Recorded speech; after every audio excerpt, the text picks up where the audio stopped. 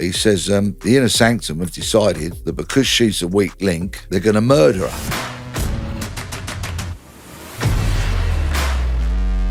You mentioned police corruption. I mean, that was going to be a bit of a follow-up question as well. I mean, we've talked up to now about, I guess, how as the public, we get a lot of our police questions from the telly. And one of my personal favourite TV shows is Line of Duty, where I guess we get both undercover police and police corruption. Now, I know obviously most things on TV are sensationalised to a degree, but I mean, how possible or prevalent is that level of police corruption? I mean, are there any stories that have ever come out, or is there much that goes on that you can't talk about? Police corruption will always be there, sadly, and corruption comes in many different forms. Back in my day, a lot of corrupt officers were caught because they were fabricating evidence, and that was called noble cause corruption.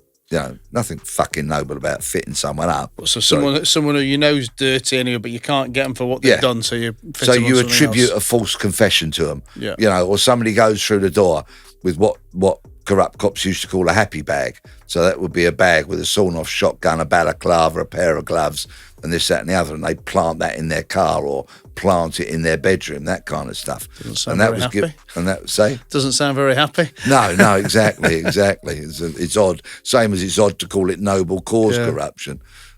Nothing noble in it whatsoever. And then, of course, there's the self-gain corruption, where people steal drugs or money for their own gain and all that kind of stuff. And there's the corruption where people use their power and their influence, unfortunately, and we've seen a lot of these cases lately, where they use it to kind of coerce victims of crime into having sexual relations with them. And so it comes in many different forms. But I guess the most interesting corruption story that I personally was ever a part of was when I got a phone call from a young detective that I knew because I'd worked with him elsewhere. He was on a specialist squad, and he rang me one day, and he was in a dreadful state. You could tell by his voice and the way he spoke, and he said, Blex, we've got to have a meet. Please, got to have a meet. And I knew it was urgent. So I went off and met him, and he said, and we met in a pub. All detectives in those days met in pubs. We met in a pub, and he said, Blex, I've been out of order. I've been a fool. He said, but I didn't ever think it would come to this. And I said, all right, stop talking in riddles and tell me what's happened.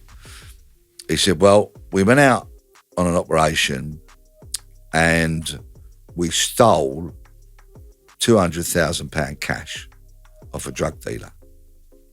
He said, on our team, there was like 9 of us that were in the inner sanctum.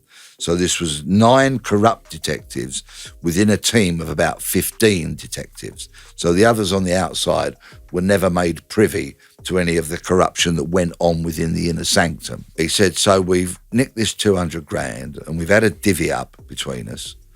But one of the corrupt cops was going out with one of the straight cops. So one of the 9 was going out with one of the 15, right? Mm-hmm. And what he did was divided up his £20,000 with his girlfriend cop. Now, all of a sudden, that has potentially put the 9 or 10 corrupt cops at risk because she's just been bled into being corrupt because her partner's given her 10 grand readies.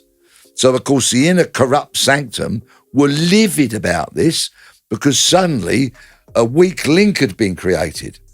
And if she'd got her 10 grand and gone, right, I'm going straight to the complaints department and I'm going to tell them everything that's going on, the others would have all got nicked and gone to jail, for some considerable time. So he said, and it gets worse. He says, the inner sanctum have decided that because she's a weak link, they're going to murder her. I said, you serious? He said, yeah. I said, well, what about the boyfriend? I said, well, he ain't going to know until it's too late. Well, this is clearly a dreadful, shameful, scandalous situation getting potentially a whole lot worse. And the fella was beside himself. He said, I know I've done wrong. I know I've been stupid. I just don't know what to do. I don't want to have her blood on my hands. And I said, all right, leave it with me. So I went off and had a think about it. What I will say is that I didn't go down the official route. In other words, I didn't go straight to the complaints department. I didn't go to the complaints department at any point, and I'll accept any criticism anybody wants to level at me for that. What I will say, however, before anybody jumps on social media to have a pop at me, is that that woman police officer did not die. So that's very much a positive. And at some later stage, certain detectives from that squad went to jail for unconnected matters. They found a happy bag. They found a happy bag in their downstairs toilet. So, I'll leave it at that. So there you go. Yeah. Unfortunately, as long as the police is populated by people, there will be corruption. I mean, but the levels of wrongdoing we're seeing in the police now is absolutely scandalous. It's way, way, way beyond anything that ever happened in my day in terms of numbers and the seriousness of it, with police officers murdering entirely innocent, beautiful women, kidnapping, raping them and murdering them. And then another police officer, I'm not even going to mention their names because they're such dirty, filthy, monstrous scumbags, being convicted of 60, 80 sex offences, many of them rapes, and so many other cases. There are crooked police officers appearing in court every week, and it's scandalous. Policing has really hit the depths, and no wonder the public don't trust the police. It's in crisis. It's in a dreadful state.